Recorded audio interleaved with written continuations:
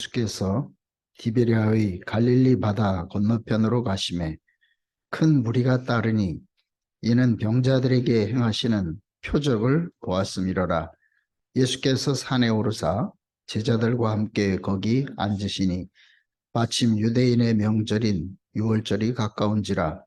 예수께서 눈을 들어 큰 무리가 자기에게로 오는 것을 보시고 빌립에게 이르시되 우리가 어디서 떡을 사서 이 사람들을 먹이겠느냐 하시니, 이렇게 말씀하시면 친히 어떻게 하실지를 아시고 빌립을 시험하고자 하심이라. 빌립이 대답하되 각 사람으로 조금씩 받게 할지라도 200데나리온의 떡이 부족하리이다. 제자 중 하나 곧 시몬 베드로의 형제 안드레가 예수께 여짜오되 여기 한 아이가 있어 보리떡 5개와 물고기 2마리를 가지고 있나이다.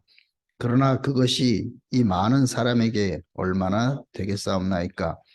예수께서 이르시되 이 사람들로 앉게 하라 하시니 그곳에 잔디가 많은지라 사람들이 앉으니 수가 5,000명쯤 되더라.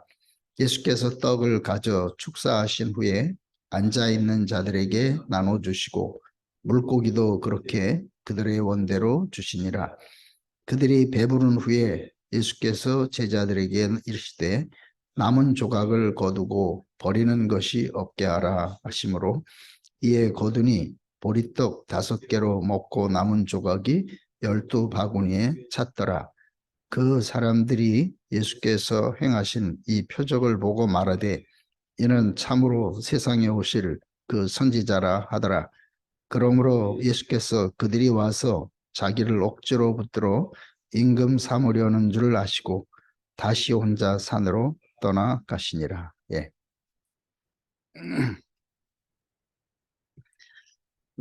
우리가 잘 아는 오병이어 보리떡 5개와 물고기 2마리로 5,000명이 먹고도 12광주리가 남았다. 이 말씀 내용입니다.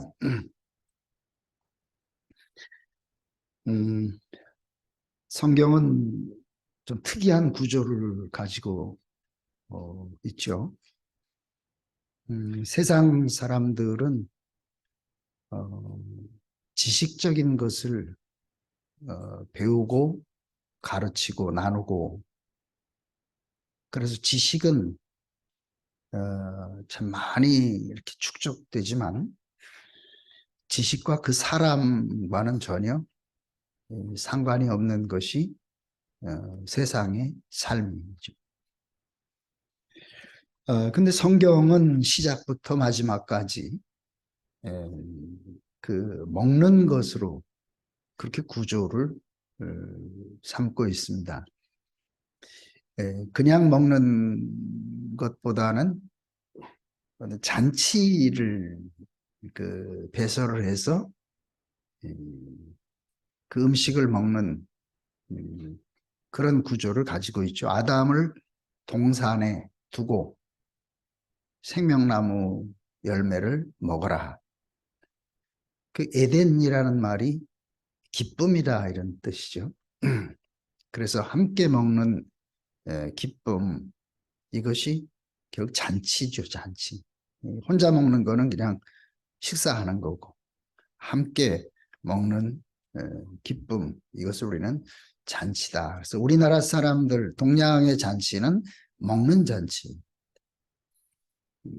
서양 사람들은 그냥 차 한 잔만 놓고도 주로 그들은 대화를 하고 하니까 우리의 잔치 개념과 다른데, 우리의 잔치는 주로 먹는 위주로 그렇게 되어 있죠.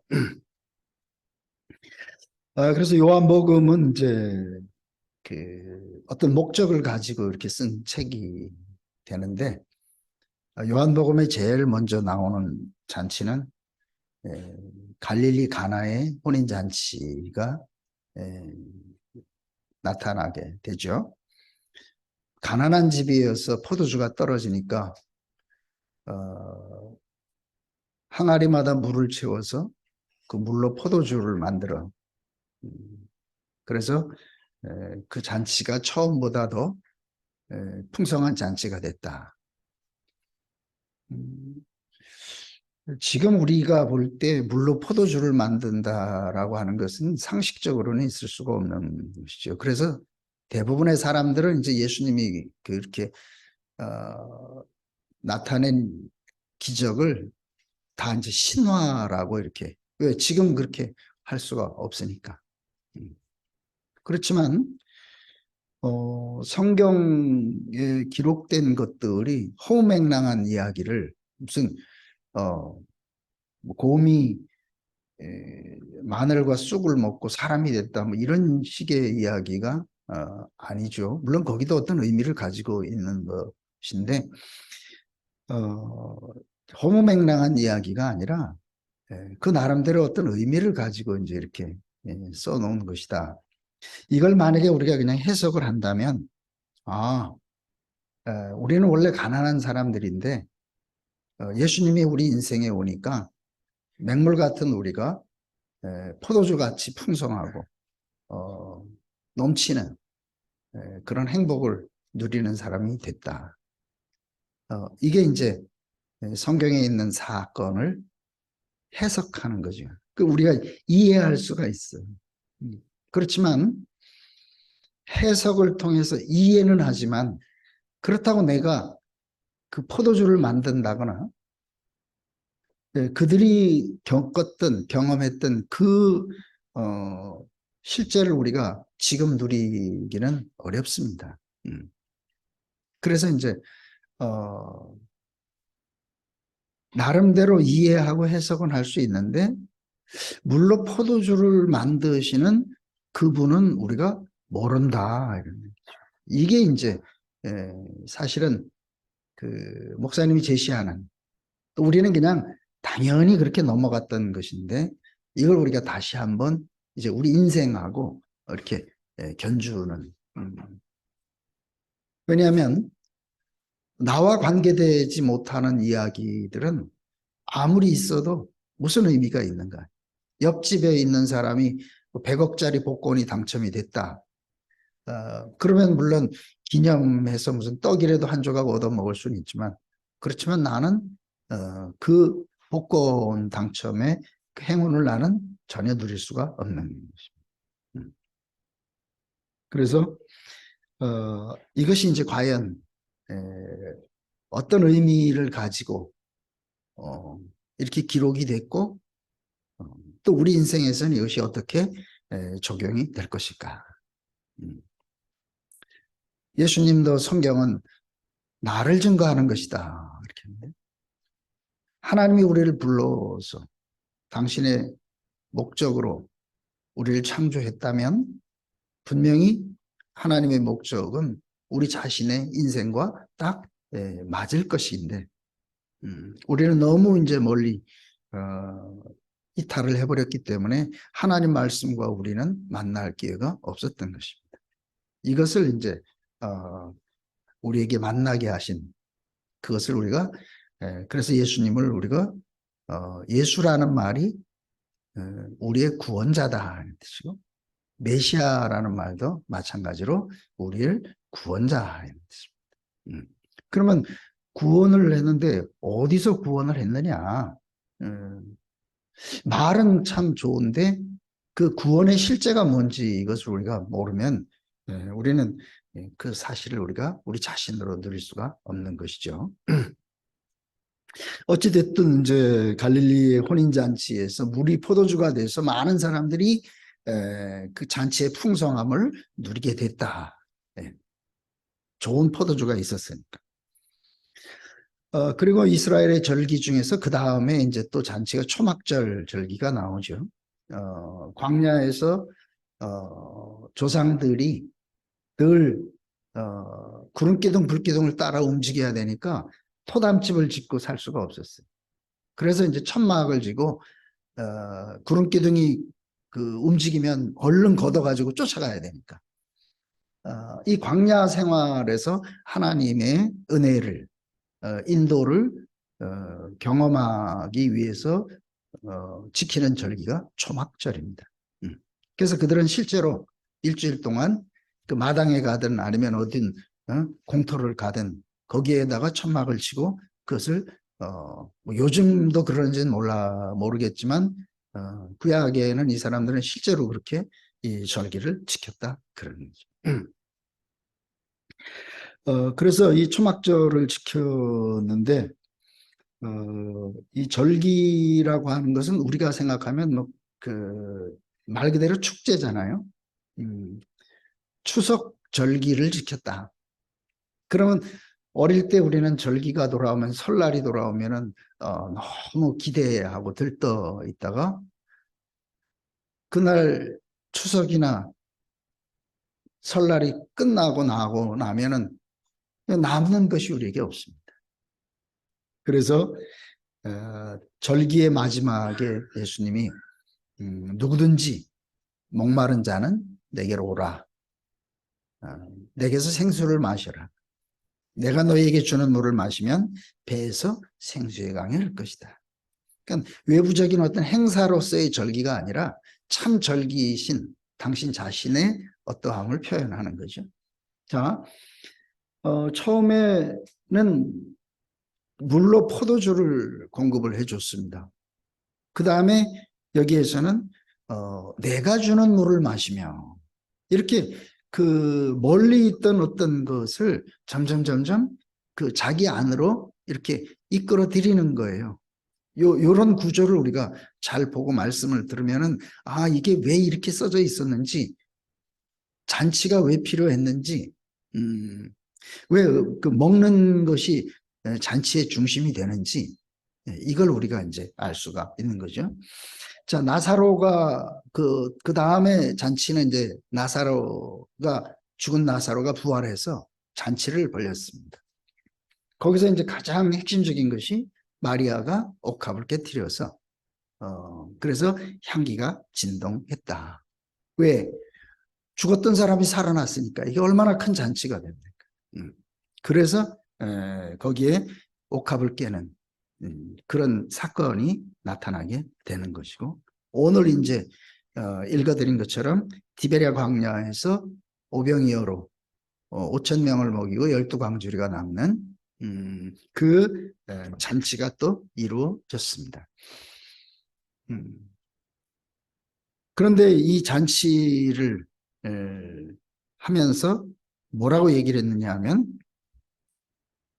이 잔치의 소식을 듣고 사람들이 예수에게로 막 몰려왔죠. 그래서 예수님이 하신 말씀이 너희가 나를 찾은 까닭은 표적을 보고 나를 찾은 게 아니고 먹고 배불러서 나를 찾아온 거다. 이렇게 얘기를 합니다. 우리가 볼 때는 오병이어로 5천 명을 먹인 것이 이게 엄청난 기적인데, 예수님이 하신 말씀은 너희가 나를 찾은 것은 참 표적, 참 이적을 본 게 아니라 먹고 배불러서 왔다. 이렇게 예수님은 뭔가 참 기적을 그들에게 보여주고 싶은데 이 사람들의 관심은 자기의, 우리 요즘에 이제 우리 교회에서 말하는 자기 소유, 먹고 배부르다라고 하는 것은 나의 소유잖아요. 특별히 우리나라 사람들이 자기 소유에 대해서 아주 집착이 강하잖아요. 그래서 우리는 원시 신앙부터 그 정한수 떠놓고 뒤에 우란에서 그 목욕 재개하고 맨날 조상신에게 또는 그 모르는 하늘에다 대고 비는 거죠. 우리 가족 잘 되고 무병장수하게 하고 잘 먹고 잘 살게 해달라고 맨날 빌다가, 그것이 이제 불교가 들어오니까 부처님한테 가서 빌고, 기독교가 들어오니까 이제 그 하나님한테 빌고 이렇게 됐어요. 그러니까 예수님이 하신 말씀, 뭐 꼭 우리나라 사람만 그런 게 아니고 이 사람의 본성이죠. 너희가 왜 나한테 왔냐? 저 사람이 과연 누구기에 저렇게 오병이어로 5천 명이나 먹일 수가 있는 저 사람은 누구지? 이제 이렇게 자기에게 관심을 갖기를 원해서 어떤 일을 행했는데 이 사람들은 예수에 대해서는 관심이 없고, 표적을 참 기적이 아니라 먹고 배불러서 왔다. 이 말은 뭐예요? 자기 필요를 따라서 왔다 이런 거예요. 자기 목적 때문에. 지금 대부분의 사람들이 새벽마다 가서 기도하고 뭐 하는 일들이 뭐야? 전부 자기 필요를 위해서. 그래서 하고 있는 그 당시나 지금이나 사람의 본성은 똑같습니다. 그때나 지금이나 예수님은 결국은 뭔가 그들이 원하는 것이 아닌 다른 것을 주시기 위해서 지금 이것을 우리 앞에 보여주고 있는 거죠. 그래서 예수님이 찾아온 이 사람들을 향해서 그 뒤에 이제 6장 뒤에 가보면은 너희들이 먹고 배부른 그 까닭에 나를 찾아오지 온 거 아니냐. 도로 없어질 육신의 양식을 위해서 일하지 말고 영생하도록 있는 양식을 위해서 일하라. 이제 이렇게 얘기를 했어. 뭔가를 줬어. 그래서 이 사람들은 그 신기해가지고 왔는데 예수님은 그거를 보고 자, 썩을 것을 위해서 일하지 말고 영원한 양식을 위해서 일하라. 이렇게 이제 다른 자리로 이렇게 옮겨지는 거죠. 그래서 이 사람들이 야, 그럼 영원한 양식을 위해서 일하는 게 뭔지 이런 기대를 가지고 또 묻지 않았겠어요? 그럼 그 양식이 뭡니까? 이러니까 하나님이 보내신 사람을 믿는 것이 하나님의 일이다. 이렇게 얘기를 합니다. 그 대단한 것을 얻을 줄 알았는데 하나님이 보내신 자를 믿는 것이 이게 하나님의 일이다. 이렇게 이야기를 하니까 그러니까 이 사람들은 이제 그 말을 알아들었겠죠. 아, 저건 자기 자신을 얘기하는 모양이지. 이렇게 받았으니까 그 뒤에 이 사람들이 그러면 우리가 당신을 믿을 만한 표적이 이거 말고 또 있냐? 아니 우리 조상들은 모세는 우리에게 40년 동안 만나를 줬는데 당신 한 끼 먹이고 당신을 믿으라고 한다면 그럼 모세보다도 네가 크냐 이런 얘기잖아요. 그래서 무슨 표적을 줄 것이냐 이렇게 얘기를 하니까 예수님 하시는 말씀이 나는 하늘로서 내려온 생명의 떡을 여러분들에게 줄 것이다 이렇게 얘기를 하는 거예요. 그러니까 이게 너무 황당한 얘기죠. 왜냐하면 이 땅에는 참 생명을 위한 양식이 없다. 하늘로서 왔다라는 말을 우리가 그냥 하늘에서 만나처럼 뭐가 떨어진다 이렇게 생각을 할 일이 아니고 이 땅에 속하지 않은 나는 하늘로서 온 산떡이니 예수님이 자기를 그렇게 얘기해요. 이 말은 뭐예요? 나는 땅에 속하지 않은 사람, 나는 아담에 속하지 않은 사람이다. 하늘에 속한 사람이다. 근본이 다른 사람이다. 왜? 다 위치가 이탈돼가지고 동산을 떠난 사람들인데 나는 원래 하나님과 함께 있던 그 사람이다 하는 것을 보여주는 거죠. 왜? 영원한 본향이 여기다. 지금 여러분들이 있는 곳이 아니라 여기가 여러분들의 영원한 본향인 것이다. 이거를 이제 알게 하려고 계속 사람들하고 이렇게 접촉을 하는 거죠. 교제지, 교제. 왜? 자기 자신을 알려서 그래서 자기와 함께 살게 하려고 그렇게 해서 이제 교제를 하는데 유대인들은 특별하게 하나님으로 말미암아서 엄청난 기적을 경험한 사람들이기 때문에 그 유대인들을 앞에 하나님의 어떠함을 표현할 그런 입장이 되려면 기적을 가지고 할 수밖에 없어요. 왜 예수님은 그 많은 기적을 행했느냐 하는 것이 그들의 어떤 그 배경과 바탕 때문입니다. 우리나라에 와서는 그렇게까지는 필요 없잖아요. 우리는 그냥 병만 고쳐도 그냥 막 몰려 돌아다니는데 이 사람들은 오병이어가지고 5천 명을 먹였는데도 불구하고 또 다른 기적을 내놔라 할 만큼 일상적으로 이 사람들은 이미 자기들 조상이 광야에서 40년 동안 엄청난 기적을 경험했기 때문에 그 사람들의 상식에서 그 삶에서 기적이라고 하는 것은 그냥 일상적입니다. 그래 이제 우리의 상식과는 많이 다른 거죠. 그래서 그 그러면 그 당신을 믿을 만한 그 근거를 그 우리한테 보여봐라. 그러니까 그 내가 하늘로서 온 생명의 떡이다. 자기 자신이 그래서 그 사람이라. 이건 정말 놀라운 일이죠. 누구도 내가 그 사람이라 이렇게 하는 사람은 없습니다. 뭘 배워야 되고 공자님이 됐든 부처님이 됐든 깨달아야 되고 공부해야 되고 이렇게 얘기를 했지 내가 바로 그 사람이다 이렇게 한 사람은 유일하게 예수밖에 없어요. 그래서 내가 생명의 떡이다. 이렇게 되니까 이제 많은 사람들이 가버렸다 그랬습니다. 아마 그 만약에 그 많은 사람들이 필요했으면 예수님이 거기서도 또 뭔가 기적을 막 일으켰겠죠. 그러면 많은 사람들이 왔겠지만 예수님의 목적은 그것이 아니라 자기 자신을 그 사람들에게 분배하려는 목적이 있어요. 그럼 많은 사람들이 떠나가고 제자들만 남아. 그래서 그 너희들도 가느냐 그러니까 영생의 말씀이 여기 계시면 우리가 누구에게 가겠습니까? 이렇게 이제 베드로가 고백을 하고 이런 장면이 나오게 되고 결국은 예수님은 이제 이렇게 자기 자신을 표현할 때 뭐라고 얘기를 하냐? 인자를 얘기를 합니다. 인자의 살과 피를. 인자라고 하는 것은 사람이라는 얘기입니다. 사람의 아들. 네가 하나님의 아들이냐? 예수님은 인자는 이렇게 항상 천사 앞에서 예수님은 자기를 사람이다 이렇게 얘기를 하죠. 왜? 우리가 먹을 수 있으려면 우리 운명으로 우리가 예수를 먹는다. 예수를 우리 운명으로 받아들이는 그러려면 나와 같은 사람이 아니면 예수를 받아들일 수가 없습니다. 그래서 우리가 이 십자가의 진실을 알기 전까지 우리는 이 말이 무슨 말인지 우리도 모르는 말이었습니다.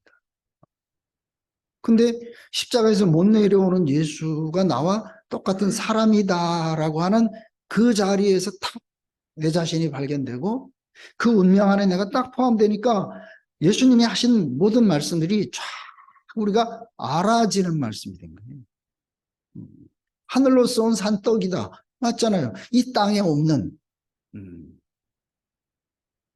원래 사람은 하나님이 주시는 양식을 하늘의 양식을 먹고 살 그런 존재로 지어졌는데 그 양식을 버려버렸으니까 결국은 내가 얻어야 되는 양식 먹어도 배부름이 없는 그런 비극적인 인생을 살 수밖에 없어요.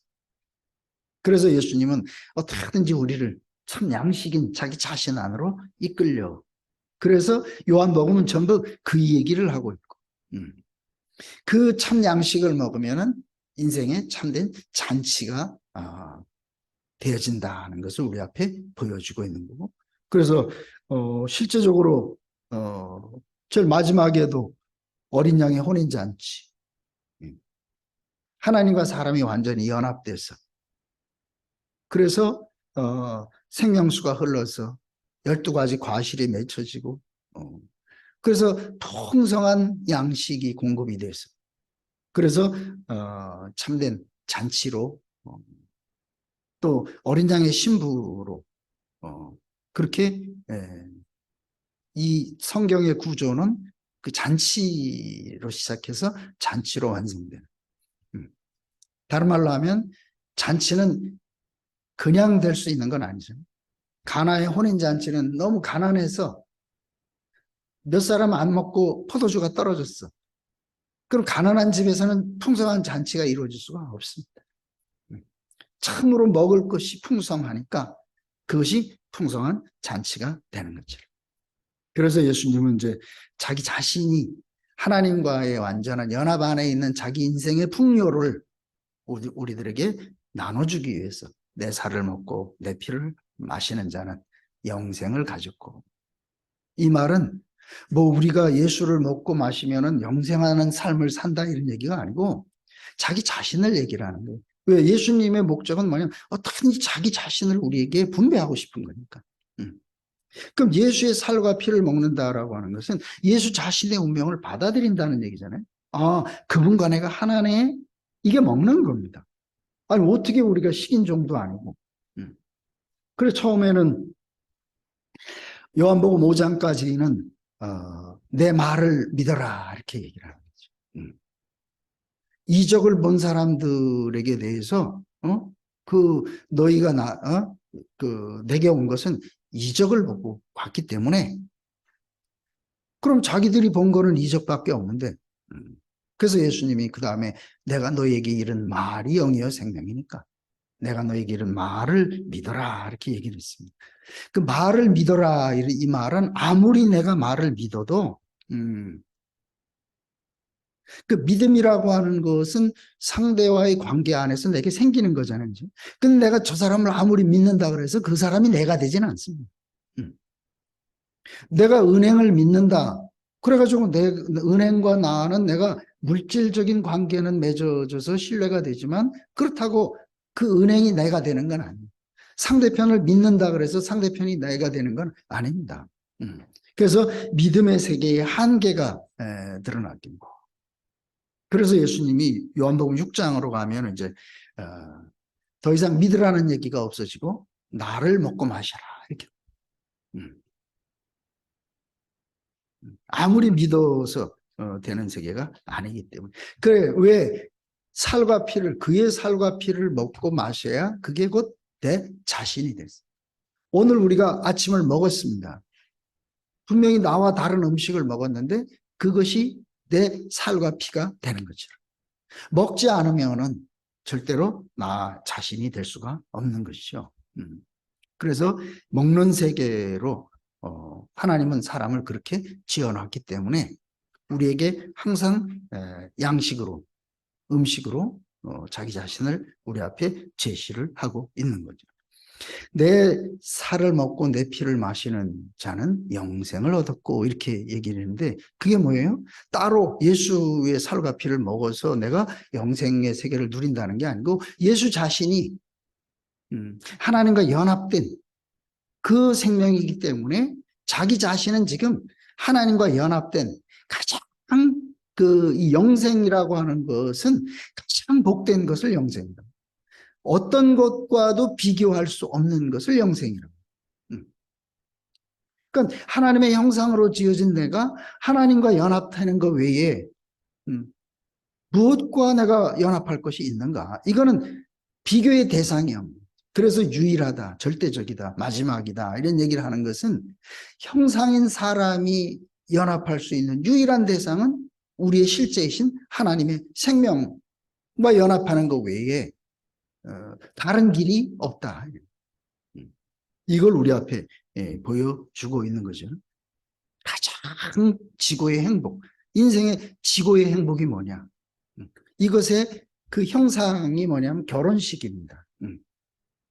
그래서 세상에서 결혼을 가장 인륜의 대사라고 얘기를 하는 거예요. 그래서 우리나라도 결혼식 날만큼은 임금의 옷을 입고 있어도 허용해 줬습니다. 신랑이 사모관대를 쓰잖아요. 임금의 복식을 본따서 흉내내는 거예요. 신부가 쪽두리 쓰고 그 옷을 입고 이거 왕비의 모습을 본따놨어요. 그날 하루만큼은 아무것도 아닌 평민들도 임금 같은 그런 대접을 받는 이 인륜의 가장 대사를 결혼이라고. 왜? 뭔지는 모르지만 하여튼 그 연합의 축복, 이것을 사람들에게 이렇게 본능으로 가지고 있어요. 그러면 결혼이라고 하는 것이 그렇게 큰 축복인데 이거는 하나의 형상이잖아요. 그럼 실제적인 결혼, 형상과 실제이신 하나님과의 완전한 연합, 이게 완전한 결혼이잖아요. 이것이 참된 축복이 되는 것이. 그래서 이걸 영생이라고 하는 거예요. 영생이라는 것이 따로 있는 게 아니고 하나님과 사람이 연합해서 영원히 함께 사는 이것이 영생. 그래서 내 살과 내 피를 먹는 자는 영생을 가졌고, 이 말은 예수 자신이 나는 이미 영생 안에 있는 사람이다 이런 얘기입니다. 그런 내 운명 안에 포함된다라고 하는 것은 하나님과 연합한 그 세계 안으로 포함되어 들어오는 거죠. 그래서 이걸 영생입니다. 영생이라고 하는 것이 따로 존재하죠. 모든 그 예수님이 하신 말씀은 전부 누구를? 자기 자신을 표현해내는 거예요. 자기 자신. 무엇이 됐든 성전된 자기 육체, 인자는 안식일의 주인, 참 양식은 나, 모든 것을 자기 자신으로 그렇게 말씀하시잖아요. 그렇다면은 결국은 우리가 예수님 말씀을 가지고 예수를 믿으면 영생을 얻고 구원을 받고 죄사함 얻고 이런 얘기가 아니고 우리는 하나님께로부터 나서 그리스도 예수 안에 있고 예수는 하나님께로부터 나서 우리에게 지혜와 의와 거룩함과 구속함이 되셨느니라. 예수가 우리의 지혜고 예수가 우리의 구속이고 거룩이고, 그러니까 사람과 그 말을 이렇게 분리되는 게 아니고 그 사람이 바로 그 말입니다. 이 세계를 우리가 알기까지 오랜 시간이 걸렸잖아요. 그래서 결국은 이 모든 것이 예수와 그 사람이 딱 만나는 자리, 그 예수와 우리가 딱 만나는 자리가 우리는 수많은 예수의 좋은 덕목들을 우리가 열심히 추구하면 거기서 예수를 만나는 줄 알았는데 그거 아니고 이미 그분 자신이 우리와 같은 운명의 사람인 것을 딱 발견하는 그 자리에서 우리는 그분 자신의 모든 것을 공유할 수 있게. 그래서 우리를 포함했다. 십자가에서 내려오지 못하는 예수. 이게 왜 그렇게 중요한 것인지. 40년의 그 세상에 없는 교회의 그 역사와 소중한 것들이 그렇게 막 혼란스러워지는 그런 입장인데도 왜 이것은 절대적인 것인가 하는 것을 깊이 생각을 해요. 왜냐하면 그 자리가 아니면 예수하고 나하고는 아무 관계가 없어요. 나하고 관계없는 예수를 믿는다는 것이 얼마나 허망한 일이 되겠어요. 근데 그 십자가에서 못 내려오는 예수 안에서 딱 잃어버린 참 나를 딱 발견하고 나서 모든 이 세계가 확 열리게 되는 거죠. 그래서 다른 그 영생을 필요로 하지 않고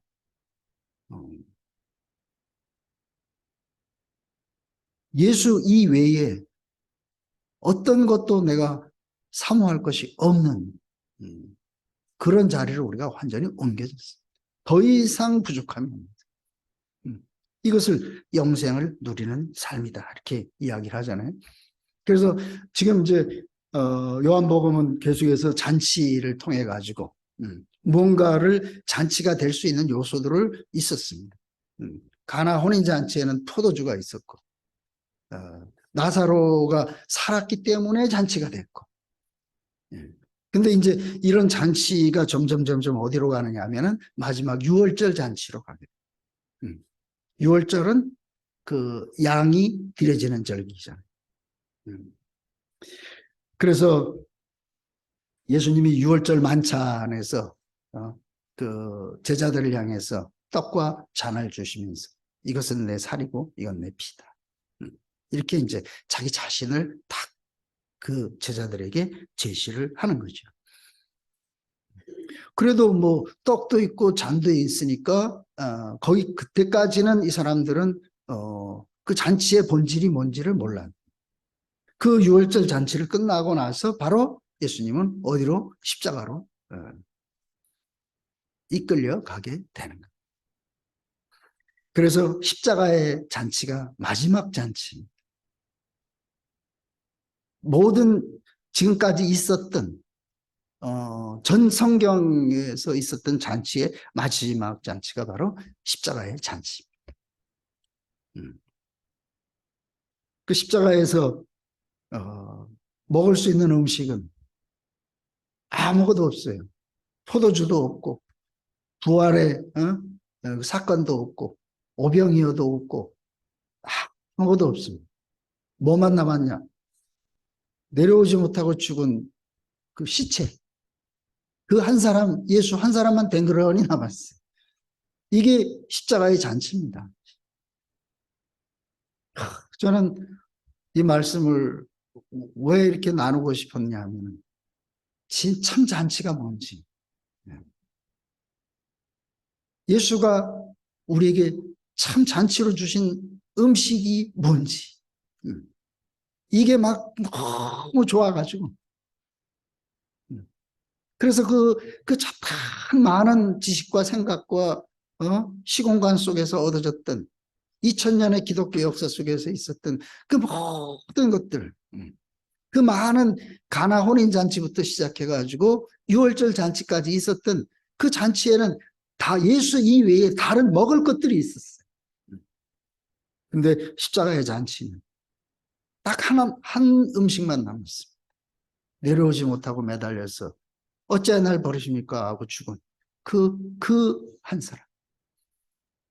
먹을 게 그거밖에 없어요.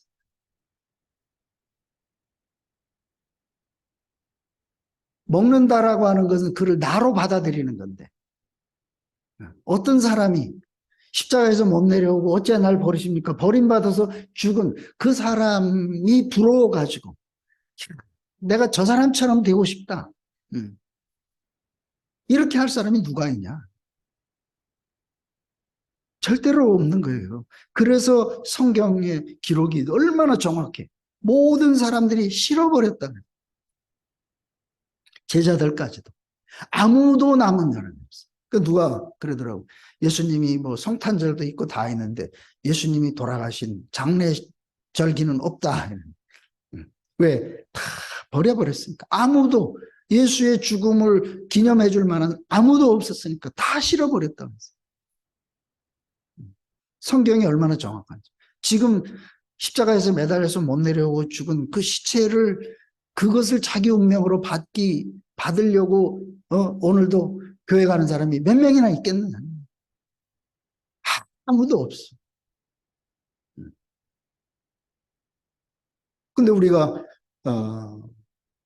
이 십자가의 절기를 우리가 점점 우리의 운명으로 맛볼 수 있는 이 자리에 왔다는 것. 이건 전적인 하나님의 은혜가 절대로 불가능합니다. 그래서 이제 우리가 먹을 유일한 음식. 목사님이 하도 그러니까 이제 누가 먹는가 이걸. 아무리 먹으라고 벌써 5년 동안 그냥 그렇게 이야기를 해도 먹는 사람이 없잖아요. 그리고 옛날에 말씀이 좋다. 옛날에 말씀. 물로 포도주 만들 때 그때가 좋다. 그 잔치가 좋다. 다 이제 그 얘기 지나간 얘기다. 그래서 이 십자가에서 내려오지 못하는 이 십자가의 잔치는 과거나 자기 경험이나 옛사람의 어떤 것이 있으면 절대로 먹을 수가 없구나. 그래서 가난한 자가 아니면, 그리고 우리가 가지고 있던 역사와 우리의 경험과 우리가 가지고 있던 모든 입장과 이유를 완전히 도말해버립니다. 그게 십자가의 잔치 현장에 있습니다. 그러니까 지금 목사님 말씀처럼 젊은 우리 형제 자매들이 우리가 볼 때 그 풍요로운 교회 속에서 정말 빈곤한 그 한 사람 한 사람 이렇게 간증하는 그 형제 자매들, 젊은 형제 자매들 얘기를 들어보면 우리로서는 이렇게 좋은 세상에 우리는 모든 축복을 누리고 사는데, 상대적으로, 그 형제 자매들이 너무 우리가 사는 거하고 이렇게 차이가 있으니까, 이걸 극복할 수 있는 그런 기대가 없어. 그래서 그냥 절망이잖아요. 꼭 불뱀에 물려가지고, 뱀의 독이 퍼지니까 길이 없잖아요. 죽어갈 수밖에 없어. 이 좋은 천하에 없는 대구교회에서 우리가 누리고 있는 그 세계를 자기들은 아무리 누리려고 해도 이걸 못 넘어가는 거예요. 현실적인 입장을, 이거를 못 넘어가고 여기에서 묶여 있어야 되는 거예요. 꼭 불뱀에 물린 거죠.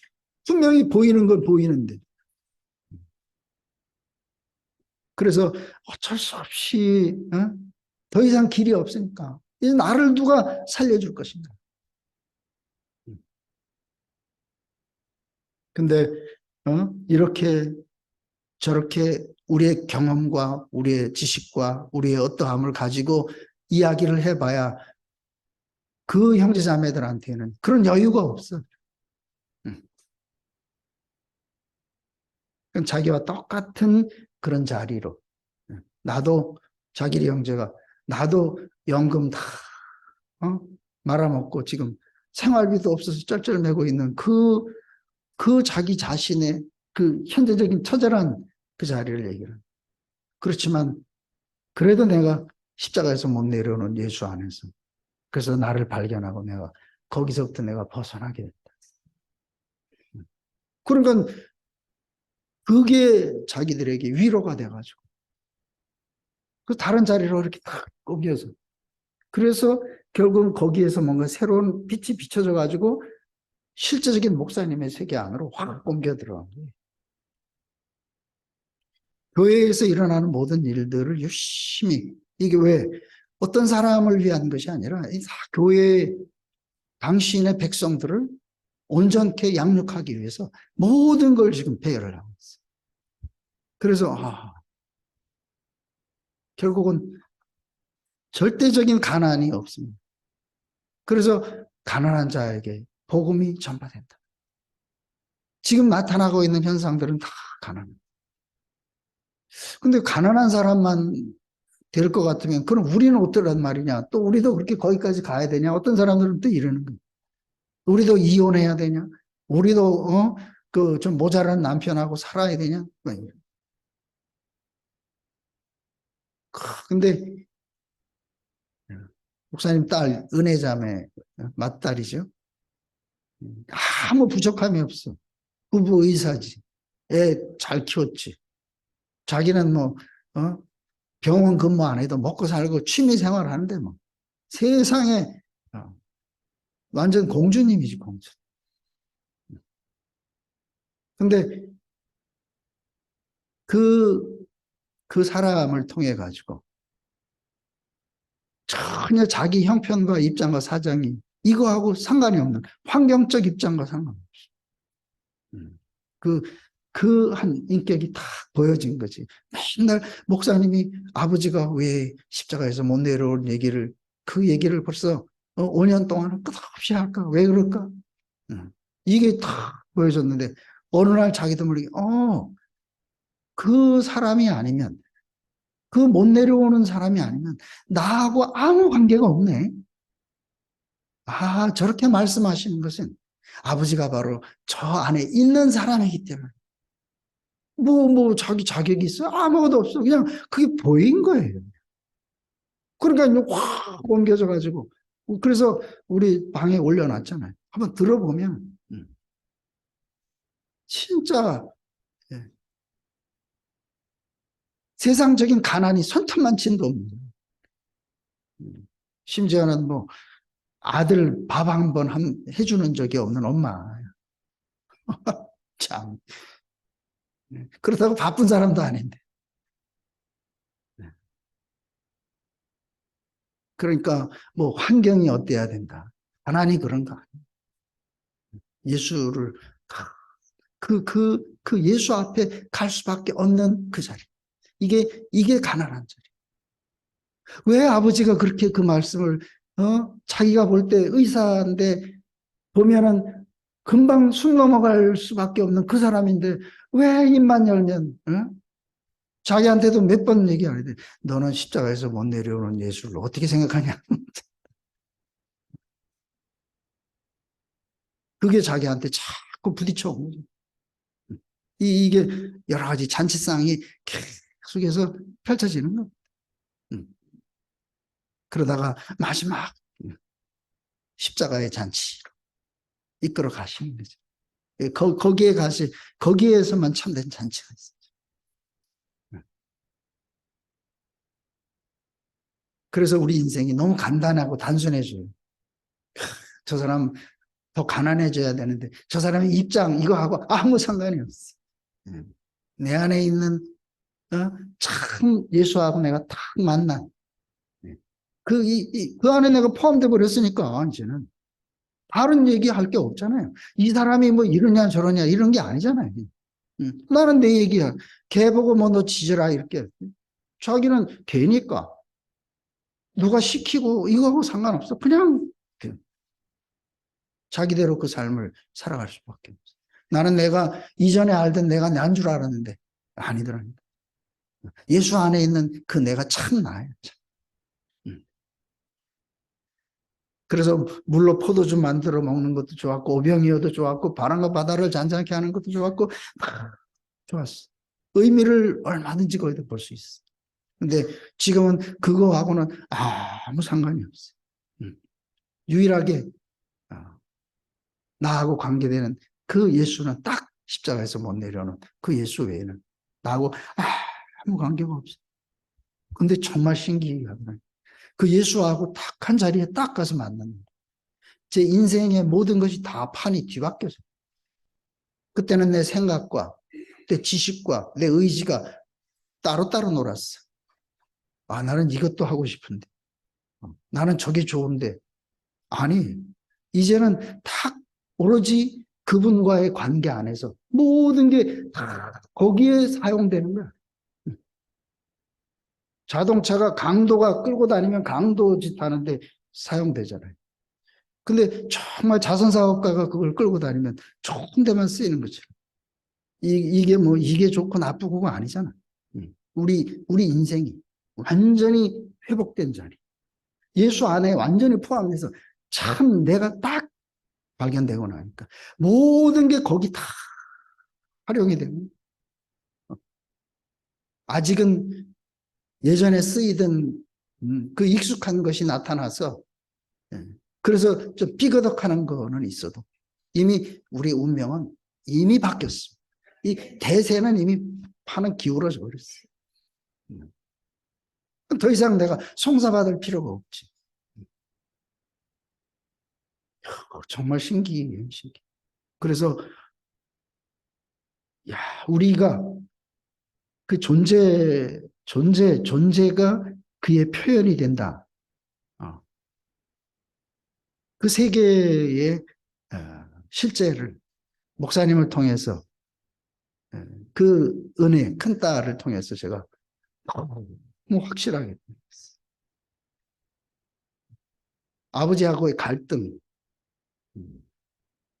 왜냐면 의사니까 이제.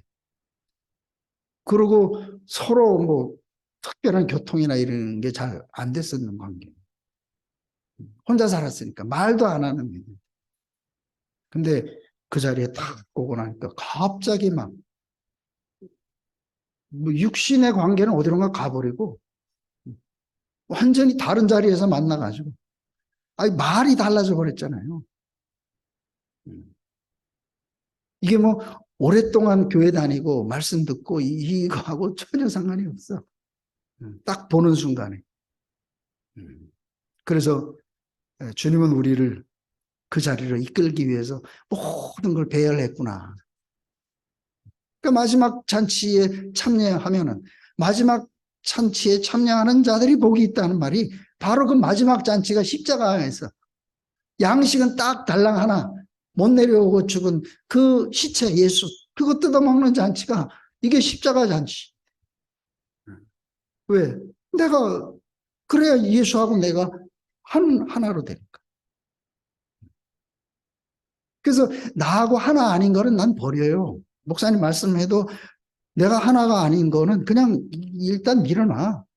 지금 현재적으로 내가 누릴 수 있는 그거. 근데 그냥 한 가지만 내가 내 양식으로 먹어도 인생에 전혀 부족함이 없어.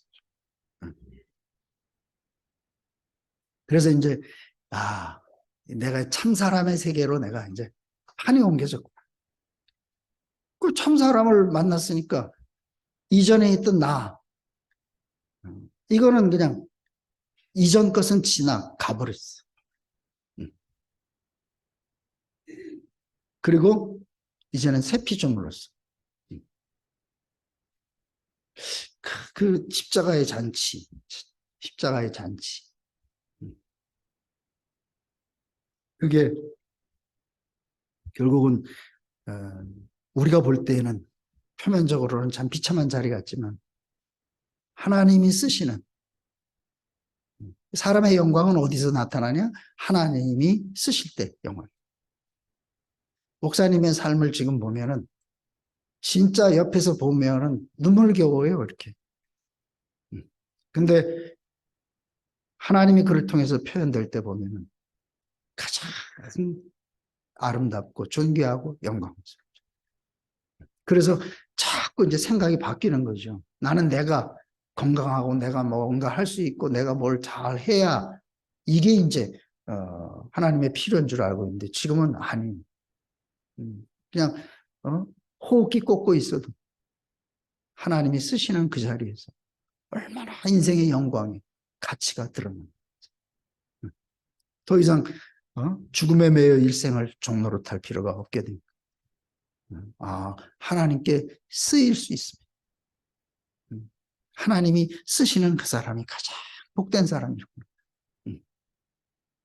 이 세계가 우리 앞에 이제 열려진 것이죠. 십자가에서 못 내려오는 예수를 뭐 흠모할 게 뭐가 있어요? 이사야 53장에 있는 것처럼 흠모할 만한 아름다운 것도 풍채도 모양도 아무것도 다 실어버려. 근데 하나님이 우리에게 주신 그 하나님이 우리를 지으신 바로 그 자리.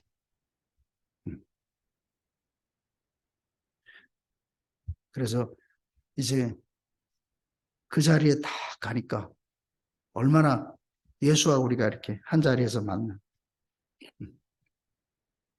하나님과 우리가 더 이상 그 하늘에 계시고 땅에 있는 존재가 아니라 우리가 그와 함께. 그래서 그는 나는 너의 하나님이 되고 너희는 내 백성이 되고 그는 나의 신랑이고 그는 나의 아버지고 이 세계가 그 안에서 다 이렇게 밝혀지니까 이렇게 우리가 이제 그 많은 것을 공부해서 알 수 있는 건 아니고 그 예수 한 사람을 아니까 전 성경이 쫙 이렇게 얼마나 쉽고 가깝고 열리고 그래서 내가 길이다. 나는 양의 문이다. 전 성경 안에서 모든 것을 다 이렇게 씻어내고 이제 딱 한 사람 남았는데 그 한 사람이 바로 십자가에서 못 내려오고 죽은 예수. 왜? 그게 곧 나 자신이니까.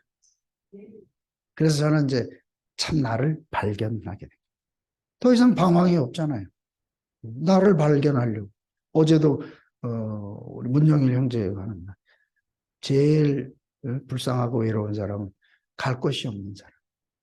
집을 잃어버렸으니까. 근데 우리 영원한 집을 찾았잖아요. 무슨 문제가 있는? 근데 참 비밀이잖아요, 그죠? 십자가에서 못 내려오고 죽은 예수가 진짜 나라, 하나님이 찾는 그 사람이라. 야, 이걸 어떻게 알아들었는지 제가 생각해도 이거는 내가 알 수가 없는 일이었어.